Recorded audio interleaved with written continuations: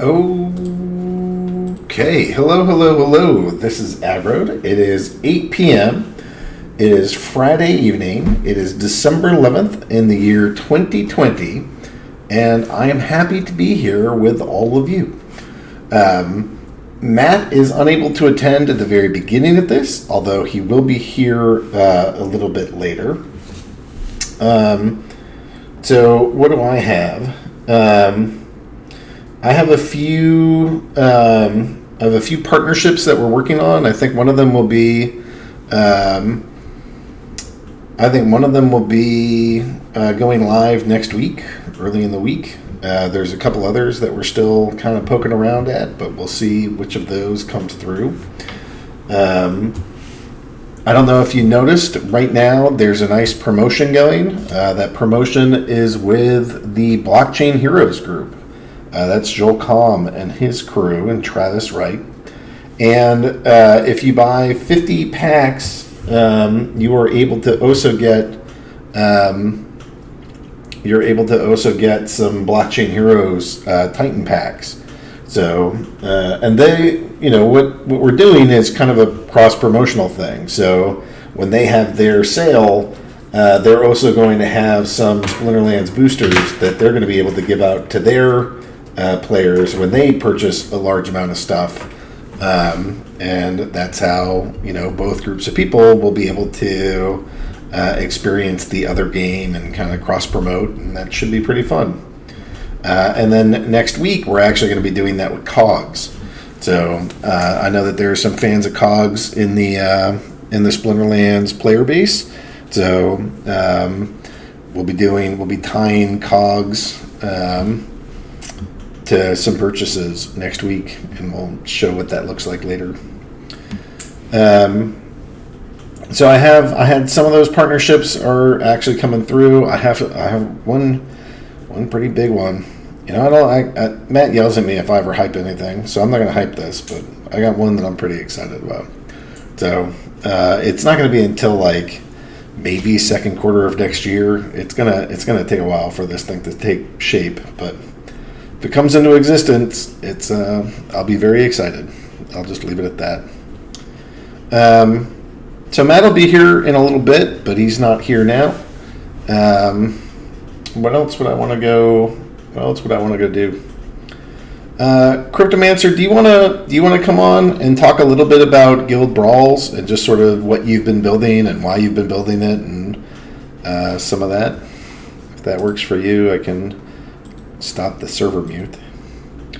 You should have the authority. Yep, you have the authority to talk now. All right, can you guys hear me okay? I can hear you great. So first off, it's always great to have you on, and it's great to have you work here. Hopefully you're feeling extra fantastic as, it's just a good end of year, and we really like to show our support for you, and glad to have you as part of the team. So thanks for being here, Mancer. Thanks. It's really great to be here. I think we've had a great year so far, and we've accomplished a lot, and we're going to have a strong end of the year as well, and we got lots of exciting things coming up. One of the really exciting things coming is, of course, the Guild Wars, which we're calling Brawls these days, so that's the official name for it. BRAWL, Brawl. And this has been under development for some time already. We haven't really shared too many details until now, but it's far enough along that we can start talking about some of it. So I'm just going to give a brief overview and then talk about where we're at in the development. So Brawls will be happening on a repeating 3-day cycle. The first day of the cycle will be a preparation day, so you can see which guilds are being matched up against each other, and you can take certain actions to prepare for the fight and ready yourselves. And then the second day will be the actual brawl itself, the guild tournament, and that will be a 24 hours anytime format. And then the third day, you'll be able to see the results from the tournaments and see what kind of prizes your guild got. And then after that, the 3-day cycle will repeat and start over again. And there's a few new guild buildings being introduced, which will have a big impact on how these brawls play out. And that is, we've got the arena, the barracks, and the guild store. The arena will determine which guilds get matched up against each other.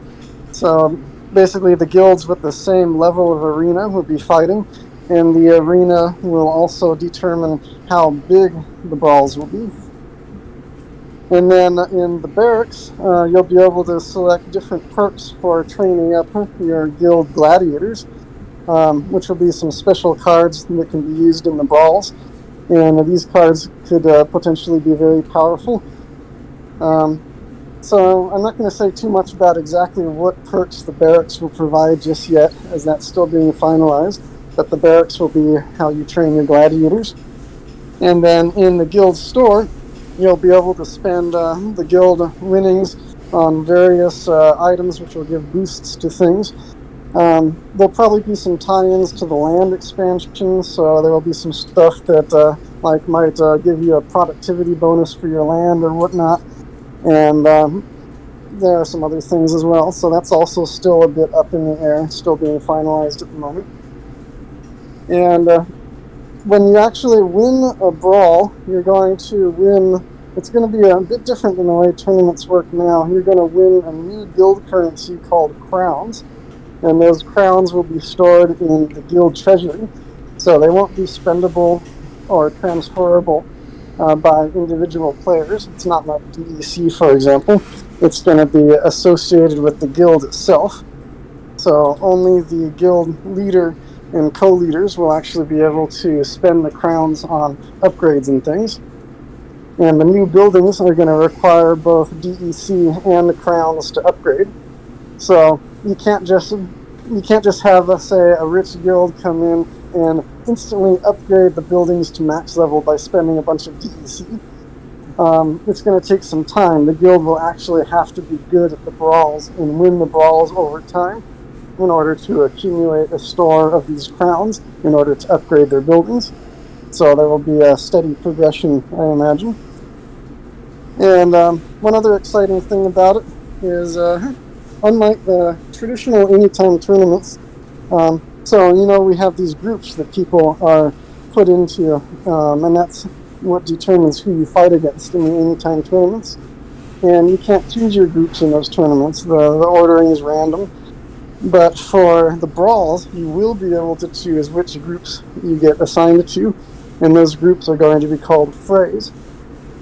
And frays will have different characteristics. They'll have different allowed additions, different foils, standard or gold, and different league limits for the summoners.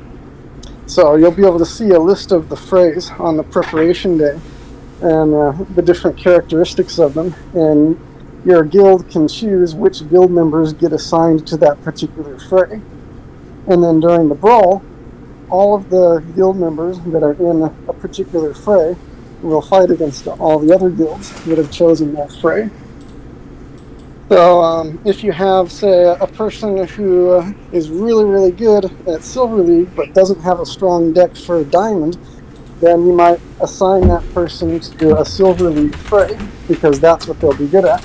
And likewise, if you have someone with like a max level champion deck, you would assign him to the champion fray. So you can actually have people picking the frays that are good for their particular strengths and kind of optimize how your guild's going to perform there. So that's going to be a really exciting thing to see. A lot of strategizing going on during the prep phase. So that's kind of the high-level overview at the moment. And as far as where we're actually at in development, well, this is a very large project, as you might imagine. And originally we were targeting the end of the year for this, but that turned out to be a little too optimistic. So right now we're looking at Q1 of next year for the release of this thing. And most of the back-end development is actually finished at this point. So I've been working on that for a while already, and I've actually run some complete test brawls in my development environment, so I can see that everything's working great on the back end. As I mentioned, you should just repeat that. Go say that again, just so that people can realize how far along this thing is. Go. Sure. Will So, you explain that too? What does it mean that it's done on the back end? Like, let's give that a little bit more detail and flesh, because we're pretty far along. being pretty much done on the back end means that the system can actually run an entire brawl right now. So you can execute the blockchain transactions to assign people to phrase, to actually have the brawl start, and to actually battle and submit battles and do all that stuff. You can go all the way through the 3-day cycle from start to finish. And at the end of the crown winnings get distributed properly. So all of that is working in place in my test environment. What we're mostly missing at this point is the UI. So all the stuff's working on the back end, but there's no UI yet to be able to actually do it all. What is UI, and why would a player care? The UI is the visual aspects, the stuff that you actually see on the screen. All the buttons you click on, the graphics, everything that you interact with on the web page. That's the UI. So there's always two sides to doing this sort of development. There's the server side, the back-end side. That's the invisible code behind the scenes that actually runs everything. And then there's the UI, the front end, what you actually see. So the back-end stuff, all the code that makes everything work, is mostly done. There's a few things relating to the new buildings that still need to be finalized, but it's 90% of the way there. The front-end stuff, the stuff that you actually see, that's the biggest remaining piece of work. And that in itself is going to take many weeks. And that's why it's not going to be done this year, and why it's going to be Q1 next year, because the UI stuff takes an incredible amount of work. And I just started working on that over the past week or so. So I actually have a screenshot to share with you, one of the early screens showing how building management works. So let me paste this into the chat. One moment here. All right, here we go. Okay. So this is an early screenshot showing building management. And a lot of the stuff you see in here is currently a placeholder. All of the gray regions are placeholders. So that's stuff where we don't have the final graphics available yet, but this gives you a really good sense of what the layout's going to be. Excuse me.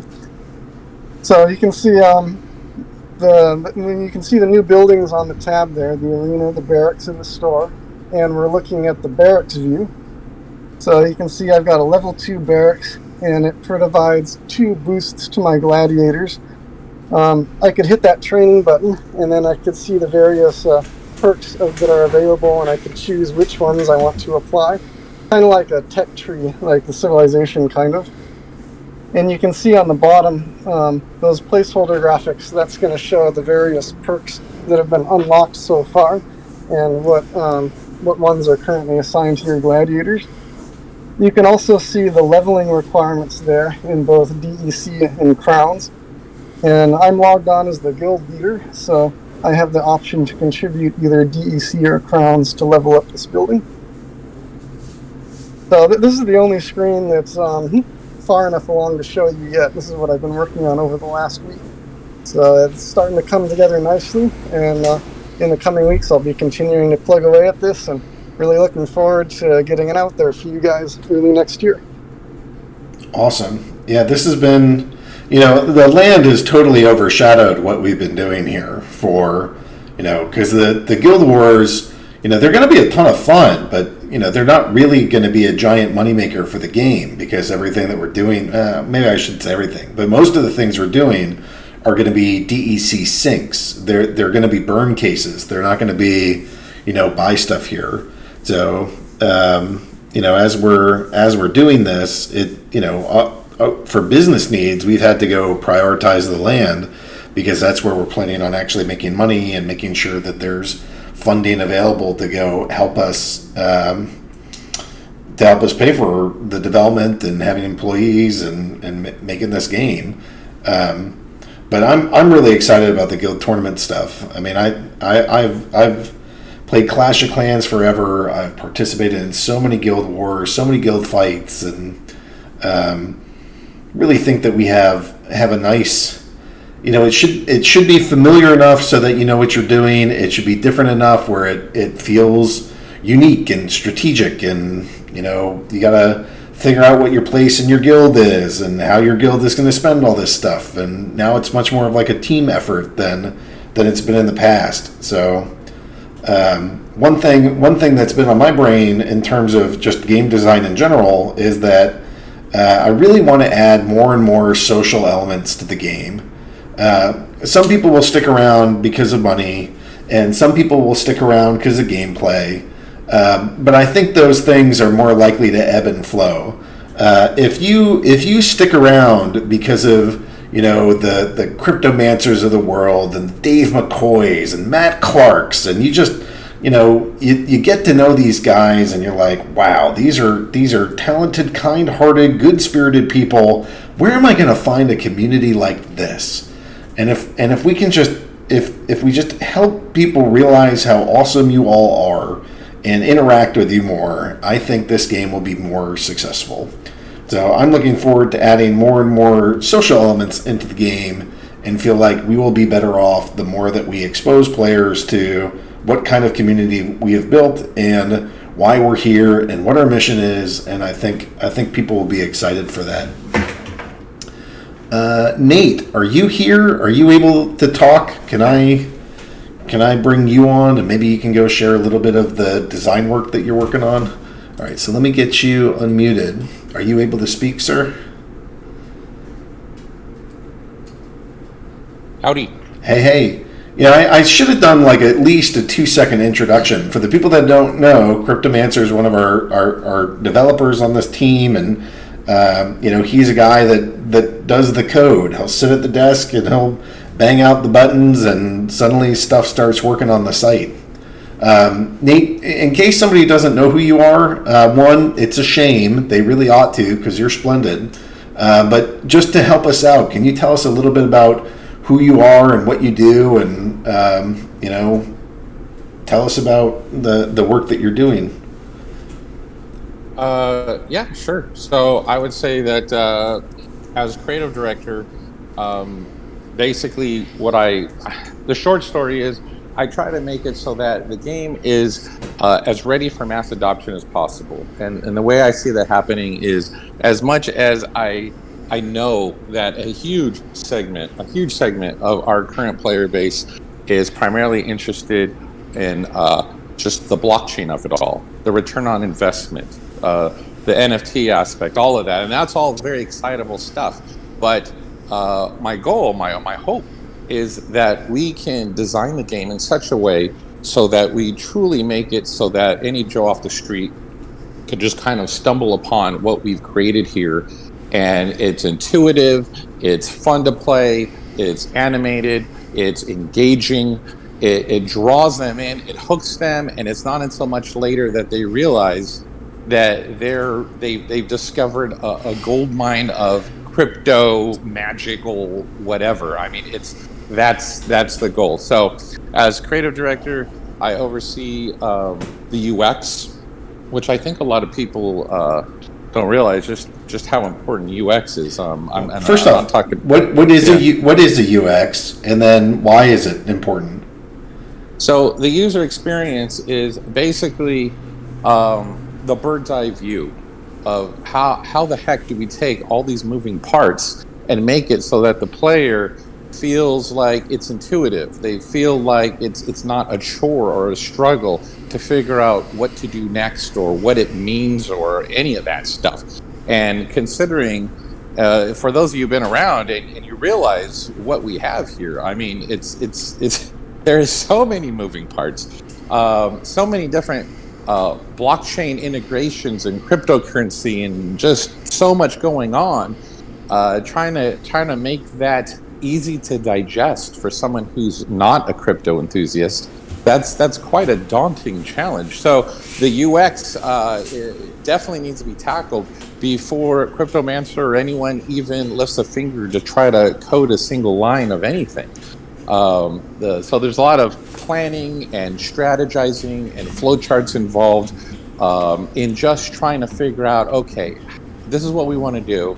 How the heck are we going to do it? So there's quite a bit of UX involved, and hats off to Cryptomancer. Like, he's been talking about brawls and everything he's done, and all I've been able to give him is the wireframes. So I've handed him off a whole bunch of wireframes, and I think it's funny that the screenshot he shared even has the same shades of gray that I put on the wireframes. So that's funny to me. So so I will.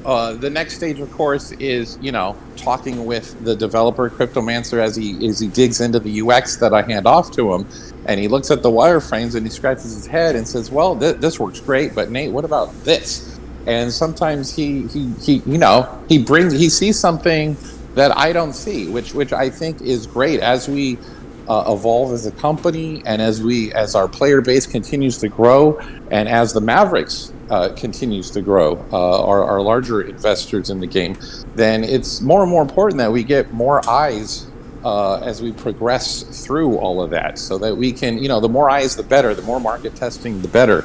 We'll polish it up more and better, and each time we do something new or add a new feature, we learn from our mistakes and we're better for it. So that's all part of UX as well. So now that he started coding brawls, then I do gotta catch up with the UI side of things. So that's the pretty stuff. Luckily, if he's making headway on the wireframes, it should be easy to just kind of plug in the graphics.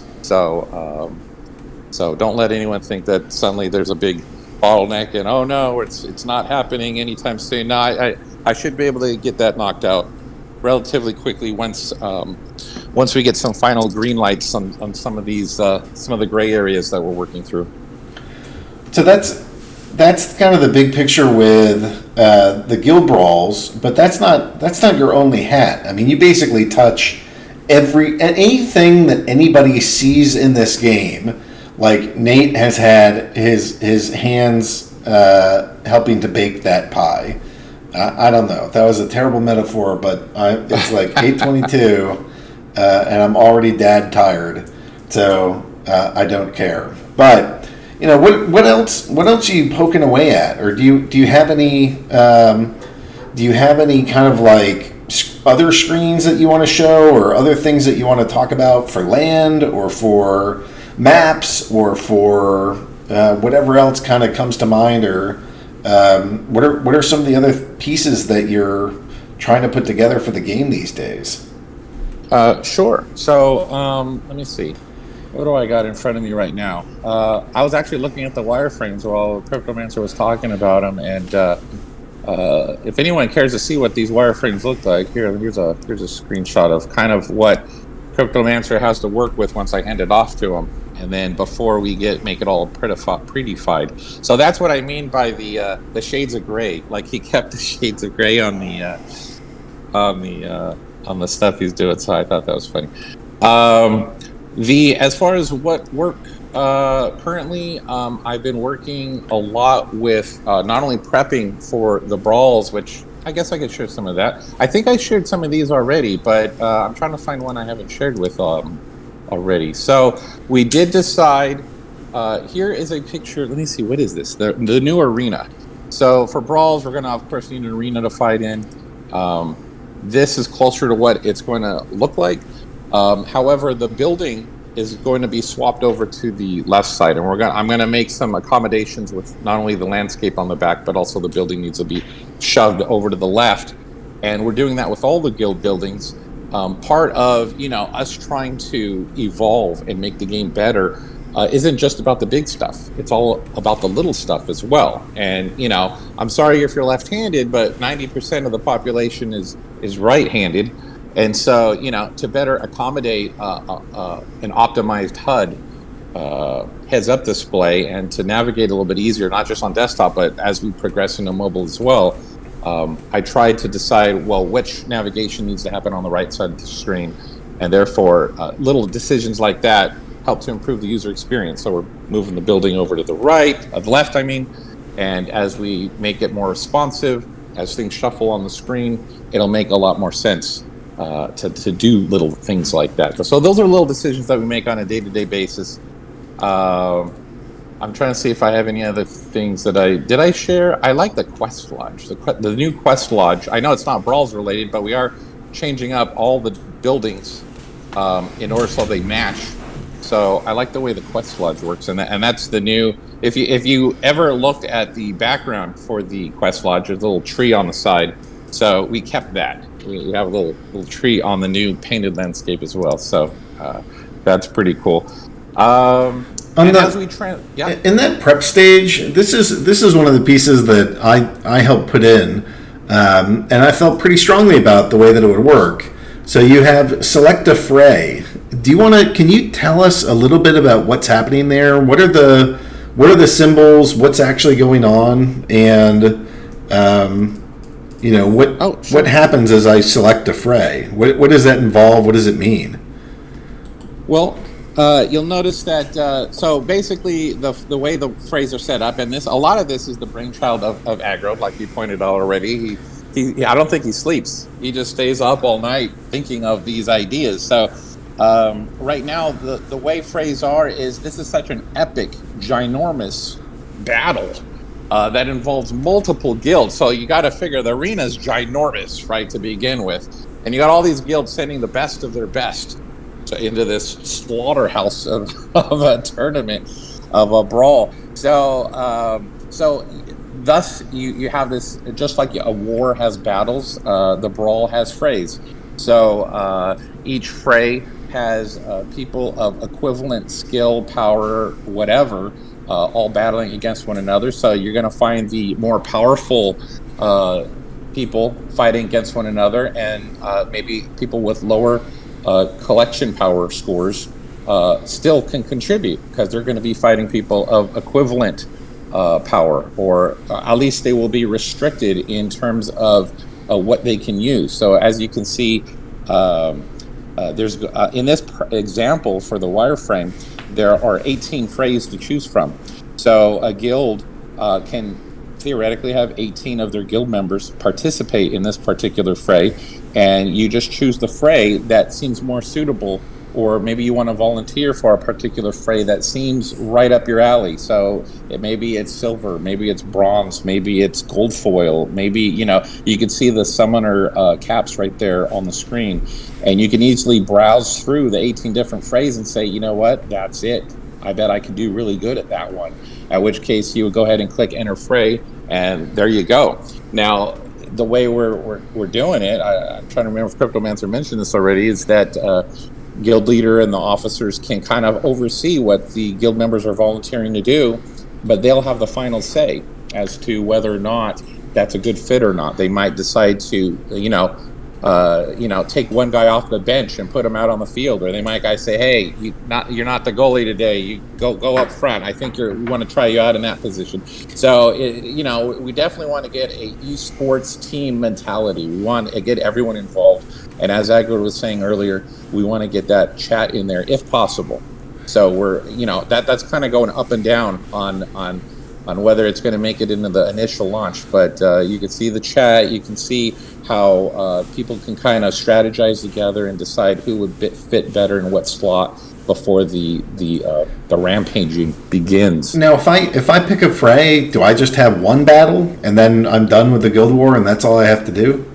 No, it'll work like any time tournament. So once you add your name to the fray, and if the guild leaders and officers agree with your decision and the brawl starts, then you are going to be participating in not a duel, but a fray. And as you would imagine, a fray involves lots of people. So you may be, battling, having, just like an anytime tournament, you might have to submit like 10 different teams against 10 different opponents.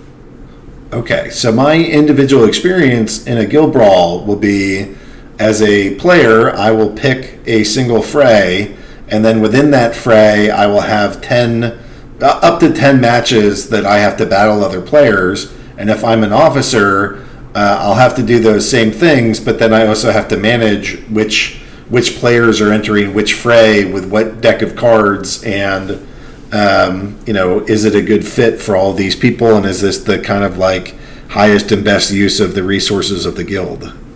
Exactly. So there's going to be layers. I think it's quite exciting, but that does bring up again the challenge of UX.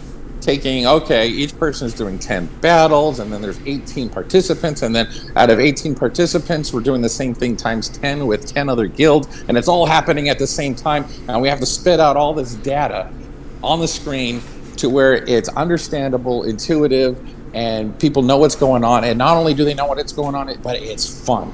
And so I think we're making some pretty strong progress there. Awesome. So we have guild brawls, we have the guild buildings.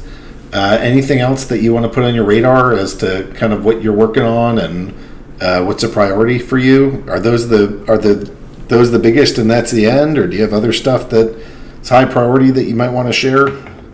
I do know that as we've been working on the brawls, there is a huge overlap with land. So I am very thankful that we've been able to coordinate it in such a way to where these two projects are not only working in parallel, but they're also in support of one another. So, for instance, as you see the painted landscapes for Brawl, like here's let me see, I'll share. Let's see. Shino, I think Shino XL. He is the guy who's been doing our landscapes, and they're just beautiful. Like here is one where this is a Badlands. So let me put in Badlands, and this has nothing to do with brawls, but you can see the painted, picturesque landscape is the same type of work that we have to do with brawls. We're just continuing that and letting that bleed into the land expansion. So we're able to take something as like Badlands, where it would otherwise be a barren wasteland, but somehow he makes it look cool. Like, hey, I don't mind owning some dried up land called Badlands because it just looks cool, and there's going to be certain buildings I can construct on it. So that's pretty exciting stuff. We also have, you guys noticed that our strategy so far has been to, and I'm a big fan of, I'm always on the lookout for creative solutions that we can apply to the game. So one of the big things that I've always, I'm a big fan of Avatar: The Last Airbender, and how a lot of those creators went on to create Dragon Prince on Netflix, and I'm a big fan of that show. And you'll see a common theme in all these shows, and why they look so gorgeous is they take these painted backgrounds and then overlay it with the cell shaded animation, the characters that are more vectorized in nature, and we're doing something similar here. So you'll notice that the painted background, the vector buildings, we want to hopefully make it so that those buildings can be animated. So to make the game feel more and more like a game. So as we make progress in that area, I think that the foundation we're building is going to be perfect for making the game just look absolutely beautiful in the future. Here's an example of, I think Yabat asked a while back for another version of the card. So here is this one is, let's see, magic. So this one is overflowing hills with magic with a vector building over it. It says empowered at the top. That may change. I forgot what we were going to call Dragon Magic Lands, or if we had decided yet. So I had put empowered, but we may decide that Dragon Magic should be called something else. I know that for life, we're thinking Blessed. For Earth Magic, maybe it would say Enchanted at the top. So things of that nature. While we're also working on landscapes and buildings, I've been, again, this is, let's see what we got here. I do have, I'm hesitant to even share it. It's a map. So Tanzo, who has been great, if you guys haven't been following Tanzo, he is been doing the the Mortis Gazette. Mortis Gazette, and he's been very involved with a lot of the fan fiction creativity and stuff. And he also happens to be like to make maps. So he is working on a more hand-drawn type map. This is not it. This is a vector version of, but it's not final. But I can share it. Let me see. Here is that. So there's a lot going on there. What I like about it is this has the same benefits that we have for the some of the buildings. Is that as we get closer to implementing into the game, every aspect of this particular map is we can animate, we can turn light up or shade certain regions or different areas. We can, if someone comes in and a dragon comes and sets flame to a forest and that forest disappears, then with vector animation we can actually change the landscape accordingly. Now, we probably won't be doing that to player-owned land, but a good segment of Praetoria will be owned by Splinterlands for the express purposes of being able to change the lore and the story that all the players are involved in, so that those aspects of the continent may change, based upon the story. And we lean heavily on Chris Roberts to help us make those stories as engaging and cool as possible. And then, of course, people like Tanzo. Yeah, so. I want to bring Chris Roberts on. So, Chris, I don't know if you're going to be able to talk tonight, but if you can, that would be great. So both Matt and I have not seen that until you put it up here. So that's gorgeous, and giant kudos to Tanzo for putting that together. That just looks awesome. And so that's not Tanzo's yet. Oh. Tanzo's is going to have a much more like Middle Earthian, cool parchment look to it. I think once we're done with it, once he gets me his line work. Did you make this? Who made this one? Version. Who made this map? Oh, that's one of our vector artists. He's the same guy who's actually been making the buildings. All right, he did great. Sorry, Tanzo, I'm looking forward to your work as well. But that just looks fantastic. So, yeah, I mean, it's good to get excited and just see. All right, so we have the map. What do you have thoughts on, like? Am I going to be able to scroll in and out of the map? Is it just going to be fixed? Like, how are you kind of visualizing what that experience will be? No, so we're in the very beginning I see it as we're in the beginning of the UX stages when it comes to the land expansion. So I hope no one is taking anything to heart yet. I mean, we have a lot of ideas flying around. There's a lot of things we want to do and a lot of ways we want to do it. But there's just so much time in between now and when it gets implemented that, I mean, things are going to change. There's no doubt about it. That's just the process. So, but yeah, part of what I like about working with vectors is the fact that you can zoom in. I can go and take one of those regions and make it light up. And then, you can maybe even hover a mouse over any of those regions. I can make it so that the particular region that you're hovering over, it can light up. And once you actually click on it, that would be great if it zooms in and you can actually, get a closer, more granular view of that region and the geography and the diversity within that region, as well as the tracks and things of that nature. So there's a lot of thought behind how we're going to, tackle the UX and make it so that it doesn't feel like necessarily, I don't know. I want it to be fluid. I want players to be able to open up the game and just immerse themselves in this world, whether it's with ranked play or whether it's with land and crafting. And down the road, after we're done with the land expansion, we're looking for the next thing to do. I just can't wait for campaign mode. I can't wait for all these things that we can do, non-player characters and places and cities and things to explore. And it's going to be amazing. So boss fights. Oh, for sure. They're coming. We just got to get through the guild tournaments, and then we can get into boss fights. These two things don't always have to be like It's not like one is always delaying the other. There's a lot of like hurry up and wait in what we're doing. So, but next up after this, I can see Randolph typing. Just so you know, it's boss fights. We'll get the bear whale or the whale bear. They're coming. All right. I think that's fairly good. But if there's anything else you want to add, you've already shared a ton. But if there's more, then we can do maybe one more, or otherwise you can be off the hook, Nate. Let's see what else we got here. The only other thing would be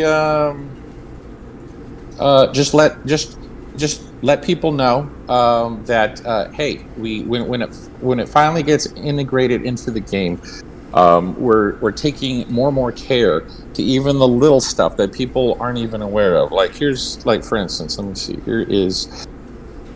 This is the planning for the that's the tokens you get that you'll be able to redeem later on for your deeds, for your land plots. I mean, even the amount of attention to detail that we give to even the small things is important to us. We want to take this game from just being a niche blockchain game to, something great, something amazing. We want to pave the way for all other games. And that, and that is a simple example. That little tiny icon that no one really thinks about. There's a lot of golden ratio theory gone into just designing that. So I just want to let people know that, hey, we're taking things very seriously here. We're taking our time with it. We're trying to, analyze every step of the way and make sure that the end product that we give to you now is not only good, but that we're building a foundation for all future products in the future as we go head to head with larger and larger and larger companies. Hey, can you put the empowered land back, the overflowing hills? Can you link that again, and then maybe just talk about it a little bit? Okay, let's see. What are we seeing on this? Just walking. So I look at this and I'm like, that's freaking gorgeous. I want that. I don't even know what that does, but I want that. So maybe you can talk to us a little bit. I know you mentioned empowered, but just go from the top of the card to the bottom and tell us about it. All right, awesome. So the top of the card, and again, this is subject to change as well. I might decide to change the topper based upon these three primary core categories. So there's three categories of card you can get. The first is natural. This is natural land, hopefully rich in natural resources. The third is magic land. So basically it's land that's been infused with some sort of elemental magic. And of course, it's one of the 6 elements already currently in the game, whether it's earth, water, fire, death, life, etc. So each of those, if it's magic land, then it's going to have a special adjective, just like this one might be dragon magic. That therefore, whenever you see the word empowered, it'll mean it's dragon magic. If you see it's blessed land, then you know, oh, there's life magic here. And the rarity of the card, well, again, subject to change. The rarity of the card may determine just how much magic that land is infused with. So now as we move down the card, we notice that it's not just hills, it's overflowing hills. And again, that is another indicator that this is legendary land. This isn't just common land. So it's not, if you got common land, it might be a little more barren, harder to, grow anything there, or, not much there. But if it's overflowing, then wow, okay, it's further emphasized that this land is very rich in resources. So the fact that it's not only empowered with dragon magic, but overflowing with it means that someone is going to have an accident in their pants the first time they flip their deed and realize this is what they have. So now, what's something like building? This, you should be very happy. Tell me about that building. What is that? And is that a constant image? Does that change? What is that thing? So the building changes based upon its level. So right now we're thinking 10 levels. If this was a level 1 building, then it would be much smaller. Just like the current guild buildings grow as you level them up, so will the buildings you construct on this land. So right now what you're looking at is a dragon obelisk building, and it's level 8. So it does have another 2 more levels to go. It does get more impressive than even this. And someday, my hopes are that, you'll see some of these gems floating up and down, and it'll be kind of animated a little bit. But since it is overflowing and it is dragon empowered, it makes sense for the player to build a dragon obelisk, because a dragon obelisk is where you can go ahead and make use of that magic on the land by, forming it into, in this example, heliostones. So I did pull the percentage and numbers out of my butt. So no one should be looking at this card and making a spreadsheet out of anything I share, because this stuff is just, we're still at the beginning of figuring out exactly what the bonuses and modifiers and things of that are going to be. But as you can see at the bottom, you see a heliostone. The harvest, the thing that can be harvested from the land will appear there in a vector image. So if this was a forest and you built a sawmill, then you would see a piece of not timber, a piece of raw wood there. And if it was a refinery where you take the wood you chop down trees for, then it would show an image of timber instead of just raw wood. So the resources at the bottom of the card change based upon what's happening, what you're constructing on the land, the building. All right. Well, hopefully that feels like a pretty good walkthrough for the folks. Nate, just awesome work. Thank you for what you've done. Like, this website wouldn't be nearly as gorgeous if it was just me and my stupid artistic sense trying to poke at it. So thank you for being here. Thank you for working on this and making it awesome. No, thank you. I'm honored to be a part of it. Okay. Matt, we're actually running out of time. I was going to go open this up to questions, but I want to make sure, Matt, if there's stuff that you want to talk about, maybe we should mention the last land sales coming up, and that's a big deal. But is there stuff that you want to share this evening and just walk us through kind of the key bits here? The only thing, definitely we should do questions. The only thing I'll just harp on a bit is the last land sale, like you mentioned. And one of the things, we're working on putting together a more detailed post about the raffle, which I think has kind of been, a little understated, and also some more details about the totems, which are kind of the primary prize that you'll get in the raffle. So in my opinion, at least, the raffle prizes are going to be really, really, really good. And so there's a lot of, I think you're going to want to get as many raffle tickets as possible. And the only two ways to do that are either buying land in the pre-sale, which is the last chance, or providing liquidity to the Uniswap, Dark Energy Crystal Pool, which is at its lowest liquidity level since it was just launched. So there's some good opportunity there for people who still have some DECs and Ethereum around. Provide liquidity, get some free land plots, and a good deal of raffle tickets come the end of the month. So, and again, Dark Energy crystals are currently trading relatively low on the external markets. So you could even, if you're sad that you missed the 50% off bonus from the first land pre-sale, I mean, if you get Dark Energy crystals at the current prices, you can probably get landed around that same discount when it's all said and done. So just wanted to point that out, make sure everyone, I don't want to hear like, oh, I didn't know about that after the fact, because this is the last pre-sale land that's available, and then after that it'll just all be the full retail price, and no raffle tickets. Yeah, get while you can, while supplies last. This whole thing is ending one way or the other on the last day of the year, and then only way to get it is through full retail prices. Okay. Will every ticket get a prize? Lincoln is asking. No, not every ticket.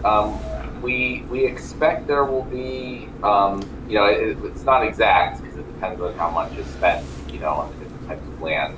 But we expect there will be about 1 million raffle tickets, roughly, maybe a little less than that. I'm trying to pull up.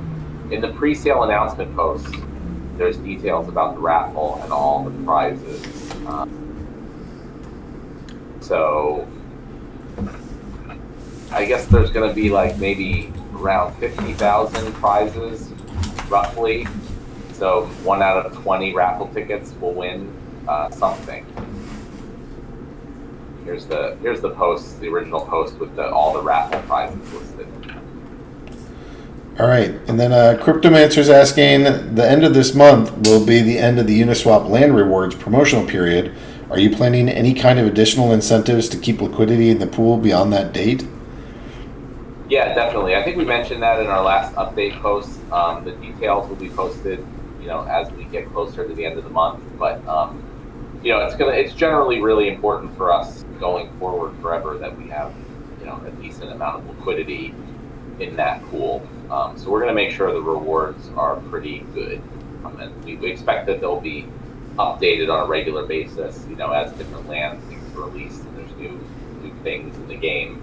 We'll just keep kind of putting stuff into the liquidity provider rewards because we really just want to encourage people to do that. Any land planned for after Pretoria?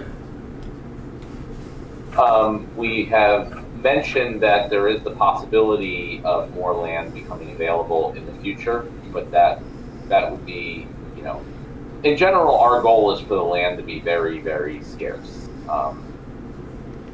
So that would be the type of thing where it would only be if, we have a serious growth in the game and there's a real need to have additional land. But the key is it won't be part of Pretoria, so it won't get the same bonuses that Pretoria land will get.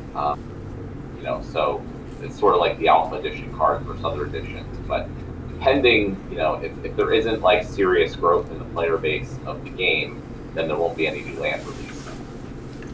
All right. Crypto Bendogi is asking, is the ocean around the land in play?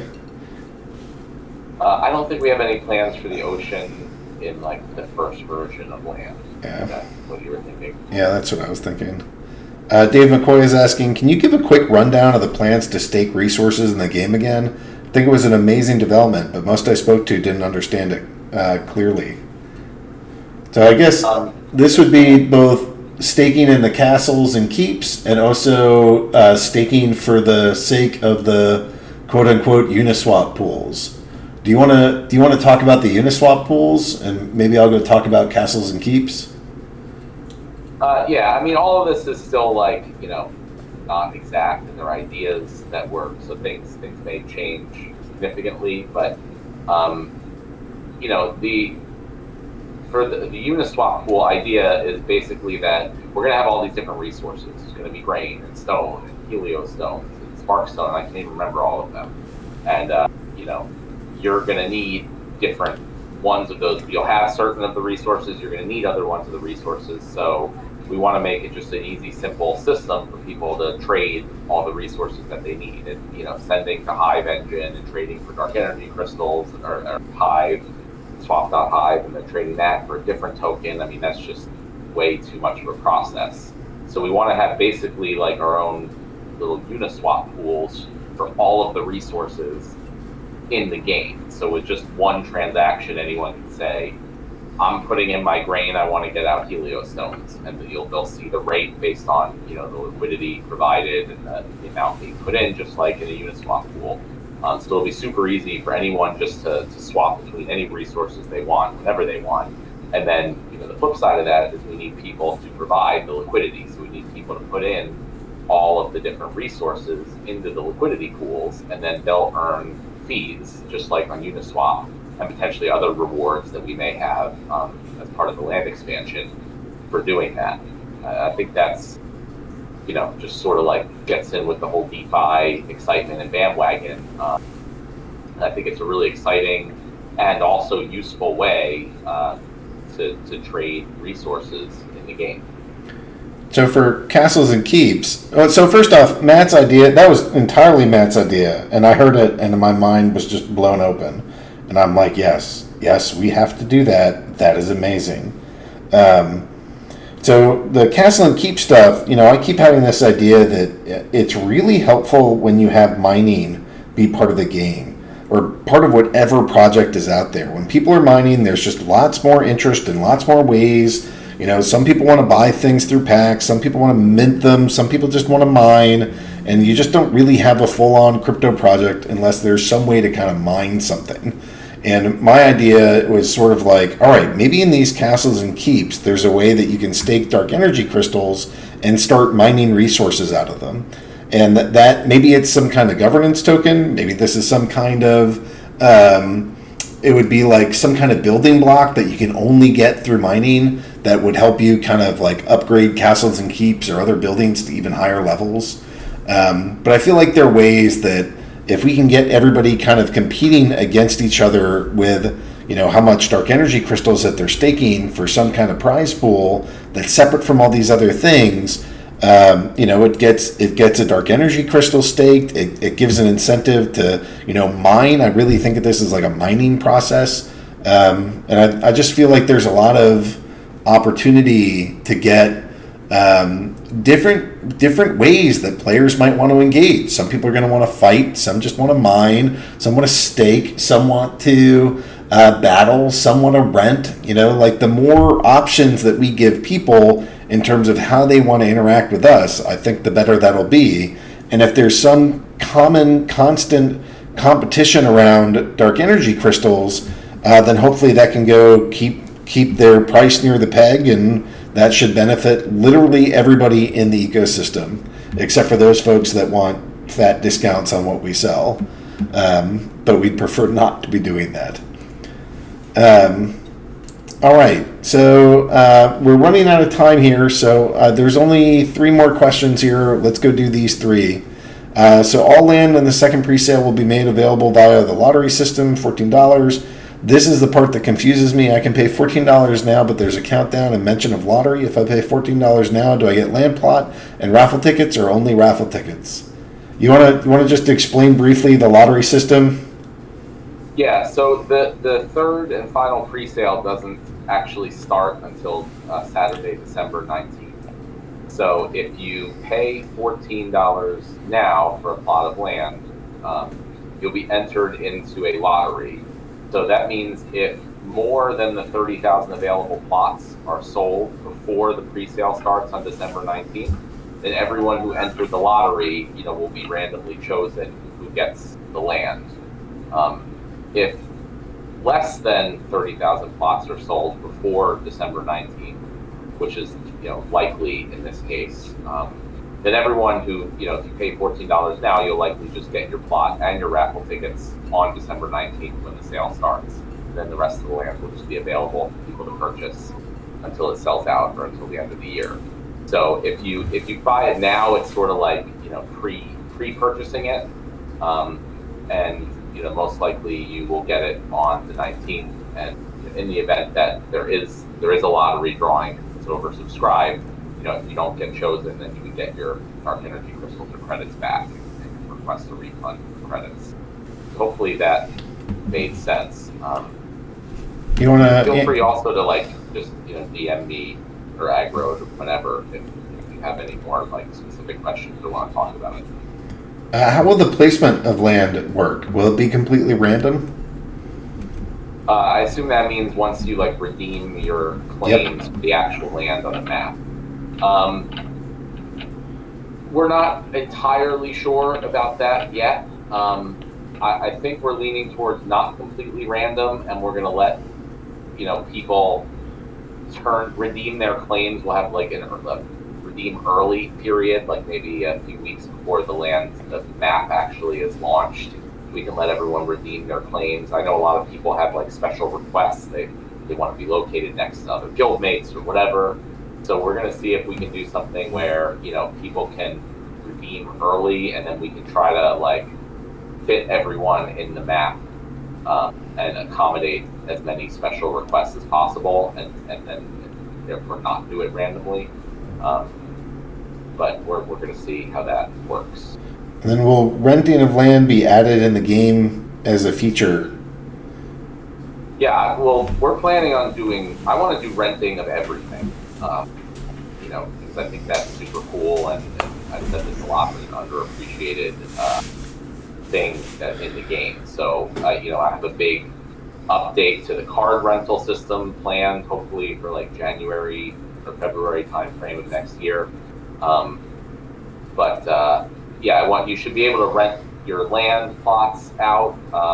Like the totems that you can get as raffle prizes, you should be able to rent those out. Say if you have some legendary totem, but you don't necessarily have a plot of land that, it can be used well on, just rent it out to someone who does if you don't want to sell it.